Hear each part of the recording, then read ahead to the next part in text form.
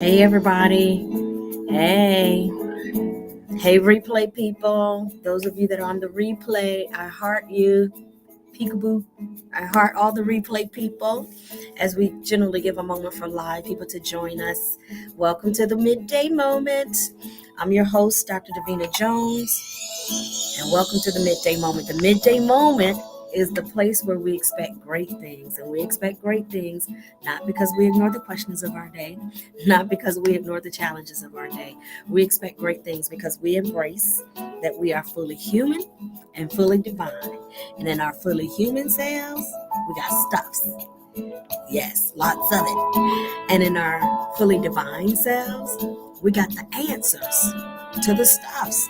So the midday moment is designed to make sure you are tapping, tap, into your divine. And we are not by ourselves. We are part of a large network called Kingdom. It is our brand of New Thought, our brand of Christianity. And so we have included in our menu of inspirations the daily download with Dr. Pulley, Tuesday and Thursday morning, the Power of Prayer and Praise with Elder Katrina Johnson Smith, Illuminaries on Facebook with Elder Ronaldo Casares, and we have a night to review on Mondays with Elder Designate Kenneth Butler Jr. And I generally put the flyers on my Facebook page, so you can scroll through the Facebook page and look at those flyers so that you can participate in these menu selections as you so choose. All right. Okay, everybody, it's time for us to sing a little bit. It's our theme song. Come on, y'all. Everybody, it's time.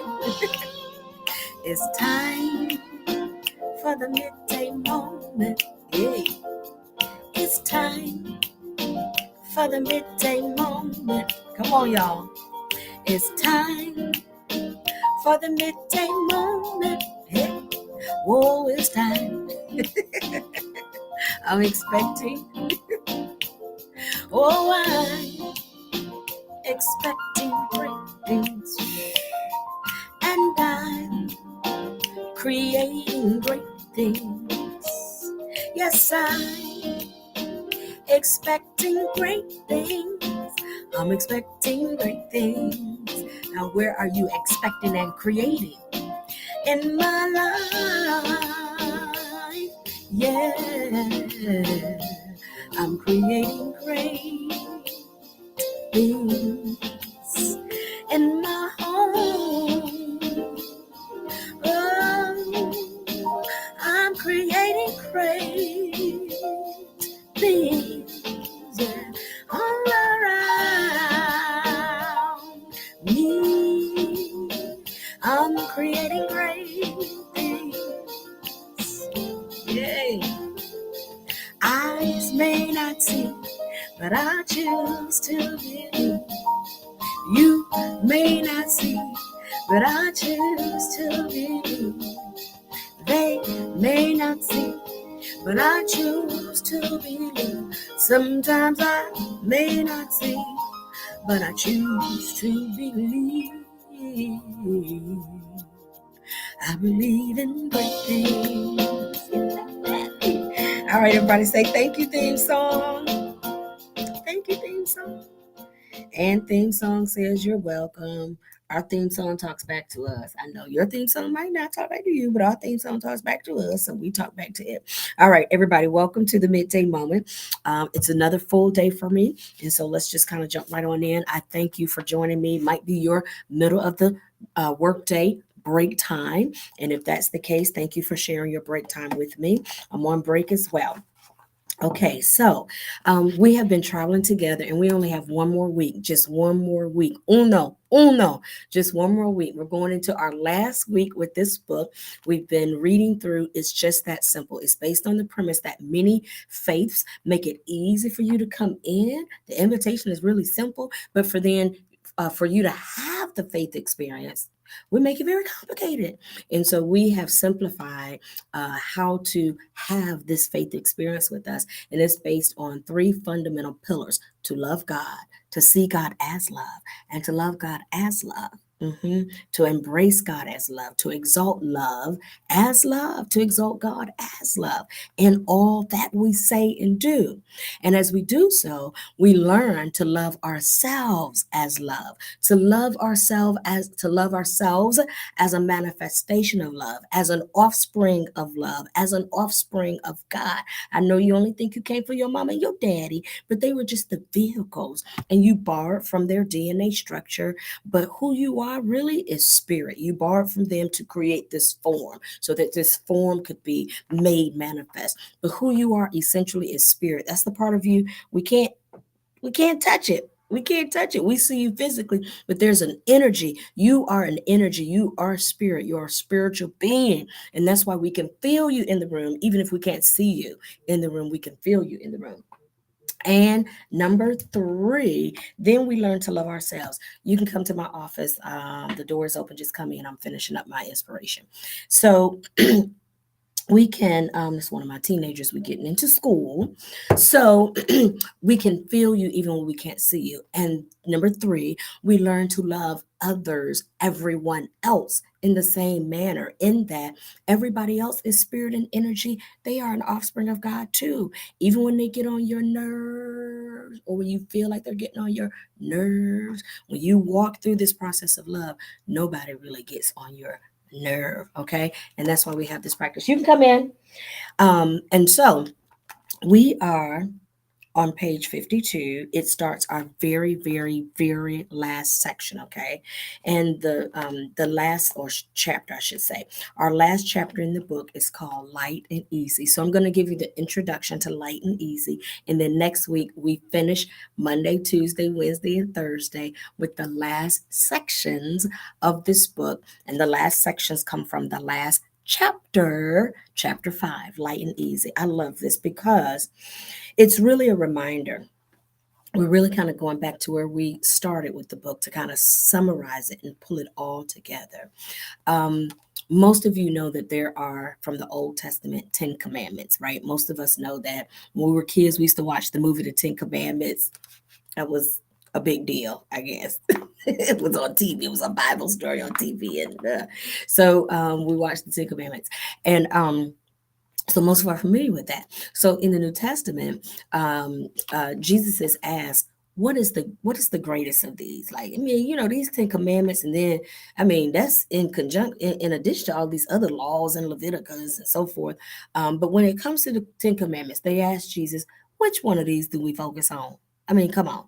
Just if we really gotta summarize this, which one of these is it? Don't commit adultery? Is it don't cheat, don't lie? Which one of these, if we really want to be a good person, we need to focus on this one? And Jesus responded to them and said, you've missed it. It's not any of those one.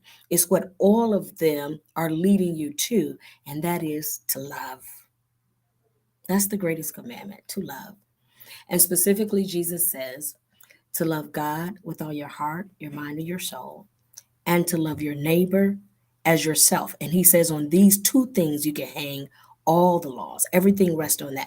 Loving God and loving your neighbor as yourself.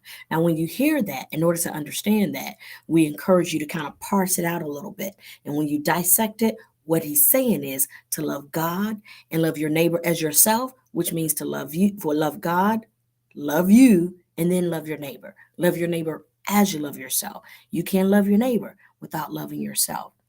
And so that is where we started, and that is where we are ending, with that understanding. And so the message in and of itself is love. But listen, if you're trying to do this of your own strength and your own might, you can't do it physically with your physical might. You can't love. I know some of y'all thought love is having sex because that's a physical thing. You can't love. You can't truly love just with this hand and what you do physically, okay? The true temperature of love is internal. That's why some people have sex all day long, but it ain't no love. I know, I just stepped on a few people's toes. Sorry. I didn't say you couldn't have it. I'm just saying there's a priority, that there's something that's higher than this physical, what we call a physical action of love. But love is internal. It is from your spirit, from your energy. So if you're depending on your human things to simply be the origin of how you express love, no. You must depend on your energy, your true self spirit, and you must depend on the Christ mind within you. So I'm going to give you just a few readings here from the book because they're really good, and then we're going to close out. And next week we'll end with all of our last pieces of love. That's what everybody is in search of. Usually, when you ask somebody, "What are you looking for?" They like, "Just I just want to be happy, just be at peace." All of that comes with the true experience of love. So we encourage you, don't attempt to try to love without embracing God. That's why it's in that order, to love God. And as you love God, you are allowing yourself to be empowered spiritually, not in your human form. Okay? It is not by might nor by power, but by my spirit, says the Lord. Zechariah 4 and 6.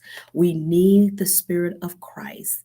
We need the Christ mind to empower us. Those of you that have been around a little bit, you know that we refer to Jesus as our way shower, and he's showing us the Christ mind. You need that Christ mind to empower us to live a lifestyle of love. And we go on to outline in the book that Jesus commands us that my yoke is easy. Take my yoke upon you and learn of me, for my yoke is easy and my burden is light.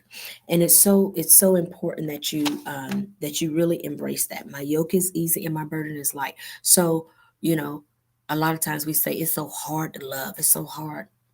Not if you practice operating from the Christ mind. My yoke is easy and my burden is light. In a world where there is so much hatred, bitterness, envy, strife, violence, and malice, love can only be light and easy when we allow Christ to love through us as opposed to us trying to do it ourselves. That's why the different practices that you hear us talk about are important. As you get up in the morning and your spiritual practice, whatever that might be, your stillness and your movement. Sometimes we say stillness and silence. Your silence and sound. So when you're silent, when you're sound, when you're still, when you're moving, your fasting, your thanksgiving, your prayer time, your quiet, all of that is a part of your spiritual practice that allows you to evolve in Christ's mind.